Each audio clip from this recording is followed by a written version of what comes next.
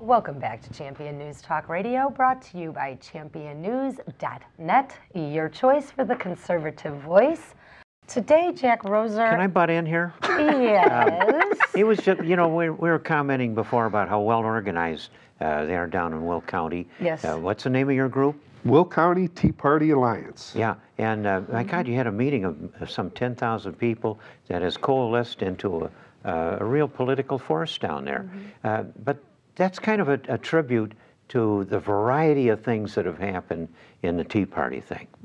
Yes. There's some people that don't even want to walk the thing, they just want to talk about the values. Right. But that isn't where most of it is. People are willing to walk and talk and enlist the neighborhoods. We're all Americans, and we got to act like Americans now.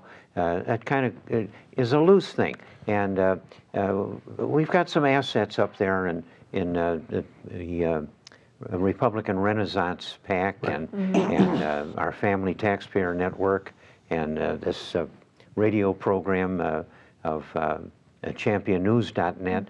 I mean, I'm very old, and I'm glad that I've gone from poor to rich enough to sponsor some of these things. And, you know, I'm an old Tea Party guy before that name was invented by the likes of you. And it's a good thing. But one thing I know that with all of these assets, the Tea Party people aren't going to take orders from anybody, including old Jack.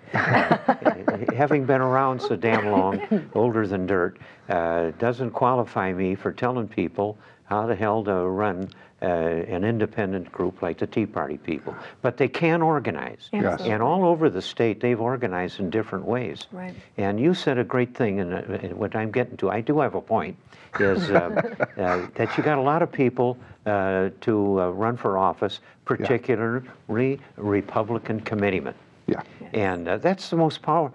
Years ago, I published a pamphlet. Most powerful job in the world was committeeman. Yep. Because why? You start the whole thing down there, finding candidates and having a vote.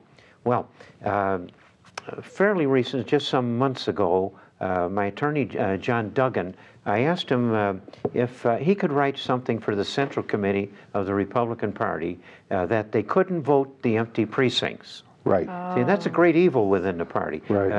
If the guy in charge of the congressional district or the county Chairman.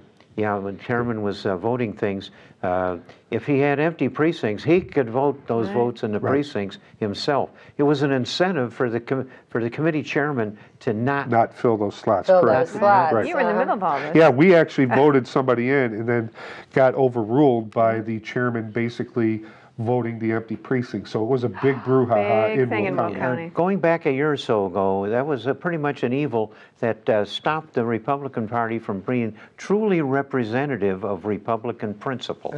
So I asked John Duggan to write a thing, which he did, and I submitted to Pat Brady, as written by Duggan, a change in the rules.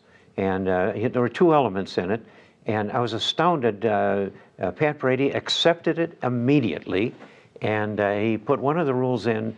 He got the Central Committee of the Republican Party to do it, and that is that they could not vote, the chairman could not vote the empty precincts, but the empty precincts would be voted, but in the same proportion as those that had an actual elected voter. So the second thing was that Pat Brady, as chairman of the party, told me he would do, he would install a secret vote for organizational votes of the committeemen, so that they would really have an independence, not to be run by the machine, and so that the Republican Party would express the will of the people. Now, that's far better than the Senate Bill 600 that some people are fooling around with. That's terrible because no ordinary person can run for office in a thing where you got to appeal to the same number of people as a congressman. That's not available to the average guy. But a secret vote is a good thing and returns the party to its ground rules of the people and energizes the committeemen. So He wasn't able to get the second step in for a private secret vote, but I think that will come too. But in this next election, they aren't going to be able to vote the empty precincts. That's good.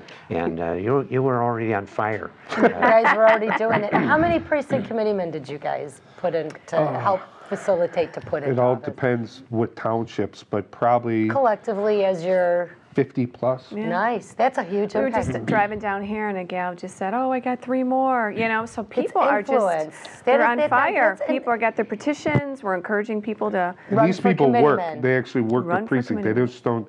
They just don't want to be part of the Republican club. And what's happened is basically what our premise from the beginning when we started, just because of our past, is engage the system. Engage the system. There's a system there.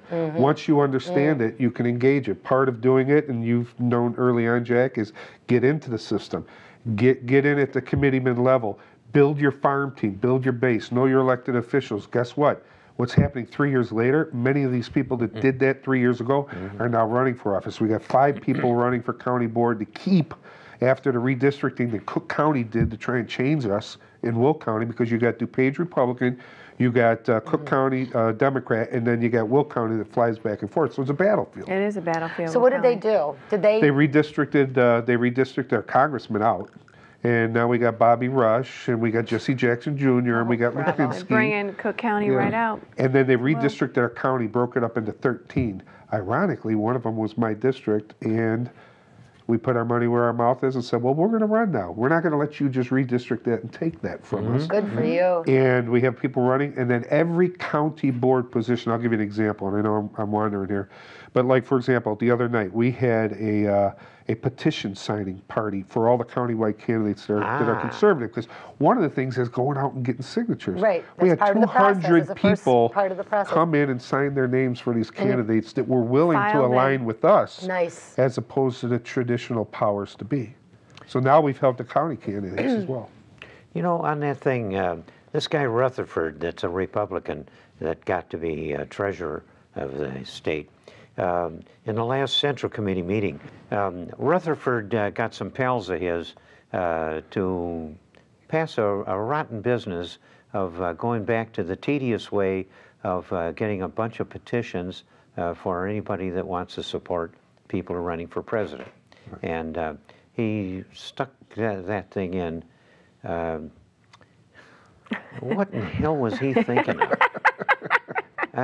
You know, that guy spoke at, they had a big meeting. The Republican Party up in Lake County is recently resurgent. They've got a really good leader there in Bob Cook. Bob Cook, yeah. And he's doing a good job. And but anyway, got a lot of people up there to a big dinner, filled the whole place up. Rutherford was allowed to speak. That guy went a loud half hour about the cost of paper clips and rubber bands that he'd gone through all of the desks.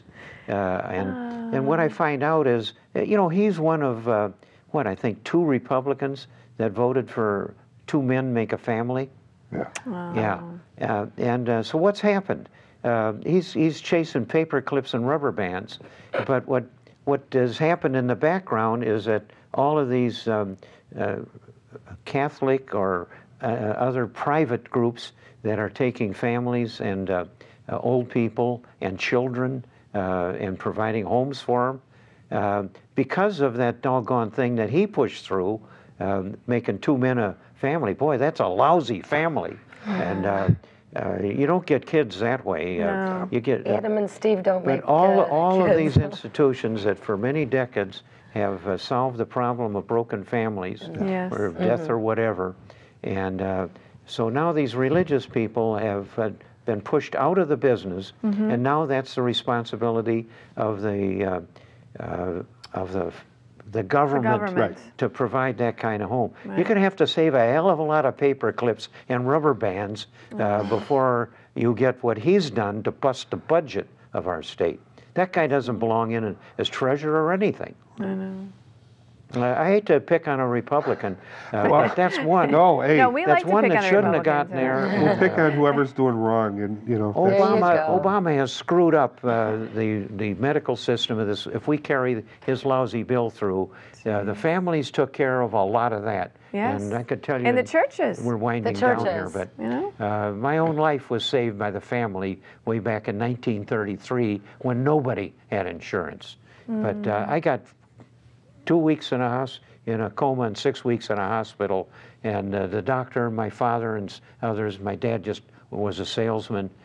Somehow I got treatment that saved my life without the government and Obama being president.